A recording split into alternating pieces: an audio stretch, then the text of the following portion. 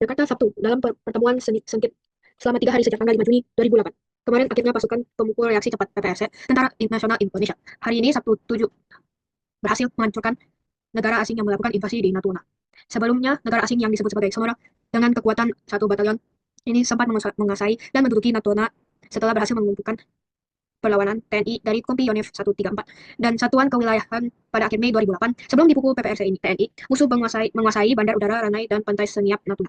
Tegas Koordinator TNI Ahmad Yani Basuki, baca juga. Dedi Mulyadi temukan sungai di beton jadi ruko. Giliran banjir nyalahin gubernur untuk melumpuhkan musuh PPRC TNI. Berlangsung kawal untuk Richard Walker. Richard Walker, mantan diplomat termuka asal Australia, meninggal pada usia 95 tahun. Sepanjang hidupnya, ia dihormati sebagai seorang diplomat yang sangat berpengaruh dengan reputasi baik dalam dunia diplomasi. Walcott dikenal atas kontribusinya dalam memperkuat hubungan internasional Australia dan keterlibatannya dalam berbagai isu global. Meski begitu, kehidupannya yang penuh dengan prestasi tersebut tetap dibayangi oleh perannya dalam sejumlah peristiwa kontroversial. Salah satunya adalah dalam konteks invasi Indonesia ke Timur pada 1975. Peran kontroversial dalam invasi Indonesia ke Timur Timur.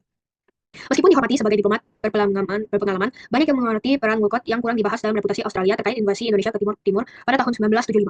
Keputusan tersebut menyebabkan penderitaan luar biasa bagi rakyat Timor Leste yang terjajah dalam masa pendukungan yang berlangsung kepada beberapa dekade. Australia dibawa kebijakan luar negeri yang dipimpin oleh para pemimpin seperti Walcott memberikan dukungan politik dan diplomatik yang memungkinkan Indonesia untuk melancarkan operasi militer yang sangat merugikan rakyat Timor Leste.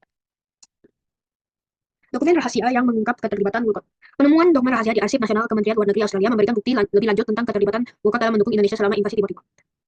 Salah satu dokumen mengungkapkan bahwa Walcott menerima informasi mengenai daftar sasaran pembunuhan yang disusun oleh Indonesia, yang menarik pemimpin-pemimpin gerakan kemerdekaan Timor Leste. Informasi ini menunjukkan bahwa meskipun Australia mengklaim untuk hak asasi manusia, pada kenyataannya diplomasi negara ini lebih cenderung berpihak daripada kepentingan strategis dan politik Indonesia. Keterlibatan dalam intelijen dan dukungan terhadap operasi militer Indonesia. Walcott dan Kedutaan Besar Australia di Jakarta diketahui memiliki hubungan yang sangat dekat dengan pejabat-pejabat Indonesia, termasuk dalam mendukung operasi militer yang dijalankan oleh pasukan Indonesia di Timur Timur. Kedutaan Besar Australia di Jakarta juga menerima informasi dari agen intelijen Indonesia, termasuk informasi dari Harry Tan, seorang pejabat intelijen Indonesia yang memiliki pengaruh besar dalam kebijakan luar negeri Indonesia. Dukungan ini semakin memperkuat narasi bahwa Australia pada masa itu lebih mengutamakan kepentingan politik dan ekonomi dengan Indonesia, ketimbang mempertimbangkan dampak dari invasi tersebut terhadap rakyat Timor Leste. Dukungan untuk terhadap Indonesia dan pengabaian terhadap pelanggaran HAM. Salah satu aspek yang paling kontroversial dalam kebijakan Australia pada masa itu adalah dukungan yang kuat terhadap posisi Indonesia. Meskipun ada bukti yang menunjukkan bahwa Indonesia melakukan pelanggaran hak asasi manusia yang parah selama invasi dan pendudukan Timor Leste, selama bertahun-tahun pemerintah Australia mengabaikan berbagai laporan dan bukti terkait pembunuhan massal, pemerkosaan, serta kelaparan yang meluas di Timor Leste, memilih untuk lebih mendukung posisi Indonesia. Dukungannya terhadap Indonesia yang dipandang oleh banyak pihak sebagai sebuah strategi geopolitik telah merusak kredibilitas Australia dalam hal hak asasi manusia di kawasan tersebut. Kebohongan dan propaganda yang dibangun pemerintah Australia. Pemerintah Australia pada saat itu membangun narasi yang mendukung Indonesia, seringkali memutarbalikkan fakta dan meremehkan pelanggaran-pelanggaran berat yang terjadi. Meskipun ada bukti yang jelas tentang pembunuhan massal dan penderitaan yang dialami oleh rakyat Timor Leste, Australia tetap memperkuat argumen bahwa invasi tersebut adalah langkah yang sah demi kestabilan regional. Narasi ini seringkali dipenuhi dengan kebohongan dan propaganda yang digunakan untuk menutupi kenyataan pahit yang terjadi di Timor Leste. Dan ini menjadi titik kritikan terhadap kebijakan luar negeri Australia pada masa itu. Keterlibatan dalam kematian wartawan Australia di Balibu. Salah satu peristiwa tragis yang tidak bisa dipisahkan dari perang Walcott adalah kematian 5 wartawan Australia yang dibunuh oleh pasukan Indonesia di Balibo pada tahun 1975. Meskipun banyak pihak menganggap peristiwa ini sebagai bagian dari penindasan terhadap kebebasan, beberapa dokumen yang ditemukan menunjukkan bahwa Walcott dan pihak-pihak terkait pemerintah Australia mungkin saja mengetahui situasi tersebut dan tidak mengambil tindakan yang cukup untuk mencegahnya. Kematian wartawan ini menjadi simbol dari bagaimana kebijakan luar negeri Australia lebih mementingkan hubungan dengan Indonesia ketimbang memperjuangkan kebebasan dan hak asasi manusia. Kepentingan ekonomi, sumber daya alam laut timur. Selain faktor politik, kebijakan Australia terhadap Indonesia juga dipengaruhi oleh kepentingan ekonomi yang sangat besar. Salah satu sumber daya alam yang sangat berharga di kawasan ini adalah cadangan minyak dan gas alam yang terletak di Laut Timur. Walcott bersama dengan pemimpin-pemimpin Australia lainnya menyadari potensi ekonomi yang sangat besar dari sumber daya ini. Dan kebijakan luar negeri Australia lebih banyak berfokus pada bagaimana mendapatkan keuntungan dari sumber daya ini, bahkan jika hal tersebut berarti mengabaikan penderitaan rakyat Timor Leste. Kritik terhadap kebijakan Australia dan pengabaian terhadap suara moderat. Seiring dengan berjalannya waktu, kebijakan luar negeri Australia yang mendukung rezim Soeharto dan mengabaikan suara-suara moderat yang mendukung dekolonisasi Timor Leste mendapat kritik keras, baik dalam negeri maupun internasional. Banyak pihak menilai bahwa Australia lebih memilih untuk mendukung pihak yang lebih keras di Indonesia, yang pada gilirannya mengabaikan suara-suara rakyat Timor Leste yang ingin merdeka dan bebas dari penjajahan. Kebijakan ini semakin terungkap sering dengan peningkatan kesadaran global tentang pentingnya hak asasi manusia dan keadilan.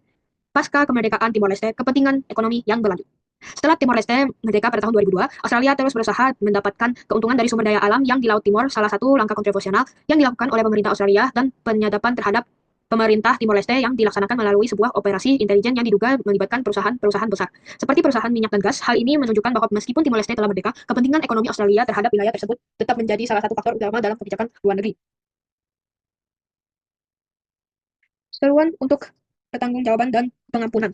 Sering dengan semakin banyaknya bukti dan muncul terkait keterlibatan Australia dalam invasi Indonesia ke Timor Leste, ada seruan yang semakin keras dari berbagai pihak untuk meminta maaf dan memberikan ganti rugi kepada rakyat Timor Leste. Banyak yang berpendapat bahwa Australia harus bertanggung jawab atas perannya dalam mendukung invasi yang menyebabkan penderitaan besar bagi rakyat Timor Leste.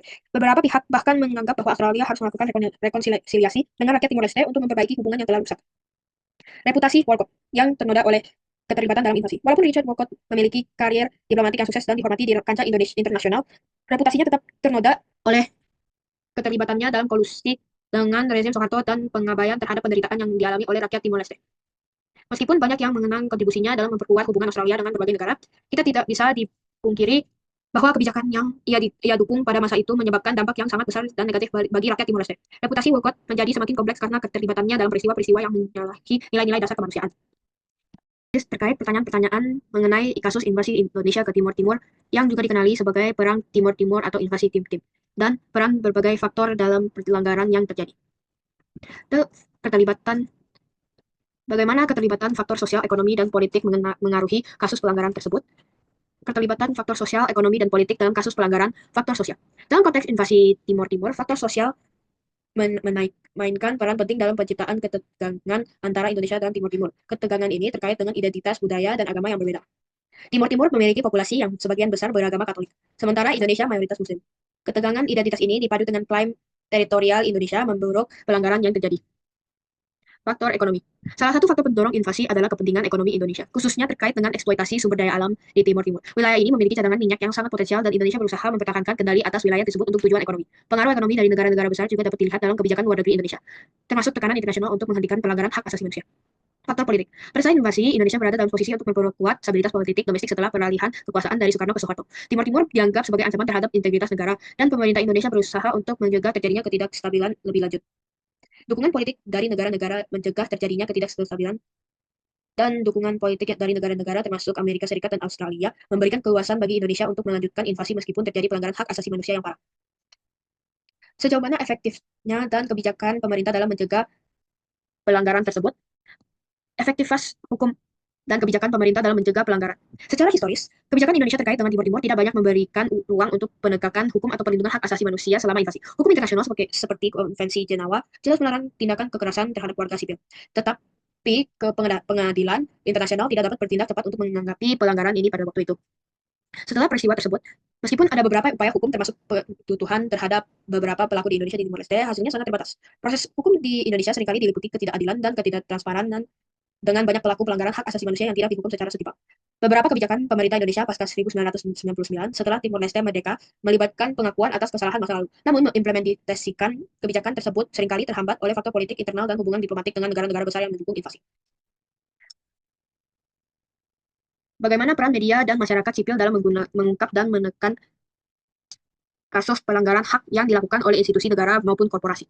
Peran media dan masyarakat sipil dalam mengungkap dan menekan kasus pelanggaran media. Peran media. Media internasional memainkan peran penting dalam mengungkap kejahatan perang yang terjadi selama invasi Indonesia ke Timor Timur. Dilakukan oleh media internasional seperti BBC dan The New York Times, secara jurnalis independen sangat membantu menyoroti pelanggaran yang dilakukan oleh militer Indonesia. Meskipun seringkali mereka berhadapan dengan kendala yang melakukan wilayah yang terkendali dekat. Peran masyarakat sipil. Aktivitas hak asasi manusia dan organisasi internasional seperti Human Rights Watch serta Amnesty International juga sangat berperan dalam mengungkap pelanggaran ini. Tekanan dari masyarakat sipil global menuntut pengakuan terhadap pelanggaran hak asasi manusia dan mendesak pemerintahan Indonesia untuk bertanggung jawab atas tindakannya. Dalam skala nasional, masyarakat Indonesia sendiri juga mulai menunjukkan kesadaran mengenai pelanggaran ini melalui demonstrasi dan aksi solidaritas internasional. Mengapa masih banyak kasus pelanggaran di Indonesia dan bagaimana strategi untuk mengubah kondisi tersebut? Faktor penyebab masih terjadi pelanggaran. Banyaknya kasus pelanggaran hak asasi manusia yang terjadi di Indonesia, baik yang terkait dengan Timur Timur maupun dengan isu-isu yang lain. Sebagian besar disebabkan oleh ketidakmampuan lembaga-lembaga negara untuk menegakkan hukum dengan adil dan independen. Ketidakadilan sistemik, kekuatan militer yang sangat besar, dan dominasi politik oleh kelompok tertentu seringkali melindungi pelaku pelanggaran. Di samping itu, kurangnya kesadaran sejarah dan upaya pendidikan mengenai hak asasi manusia juga menjadi faktor penyebab mengapa pelanggaran seringkali tidak mendapat perhatian yang cukup. Strategi untuk mengubah kondisi. Reformasi hukum. Penting untuk melakukan reformasi yang lebih menyeluruh pada sistem peradilan di Indonesia, untuk memastikan bahwa kasus pelanggaran hak asasi manusia diproses secara adil dan transparan. Ini mencakup memperkuat lembaga-lembaga hukum dan memastikan adanya akuntabilitas yang tinggi, pendidikan dan kesadaran publik. Meningkatkan pendidikan hak asasi manusia di semua tingkat masyarakat dan akan membantu mencegah terjadinya pelanggaran di masa depan. Hal ini juga mencakup upaya mengajarkan secara objektif, sehingga masyarakat lebih memahami konteks pelanggaran yang terjadi. Tekanan internasional. Komunitas internasional tetap memiliki peran penting dalam memberikan tekanan terhadap Indonesia untuk menyelesaikan kasus pelanggaran hak asasi manusia, baik yang terjadi di Timur Timur maupun di tempat lain di Indonesia. Mempertahankan dialog dan kerjasama dengan negara-negara yang memiliki pengaruh juga merupakan bagian dari strategi untuk mencegah pelanggaran berulang. Dengan pendekatan yang lebih komprehensif ini, diharapkan Indonesia dapat menunjuk sistem yang lebih adil dan berkelanjutan dalam hal penegakan hak asasi manusia dan pencegahan pelanggaran di masa depan. Freedom, freedom.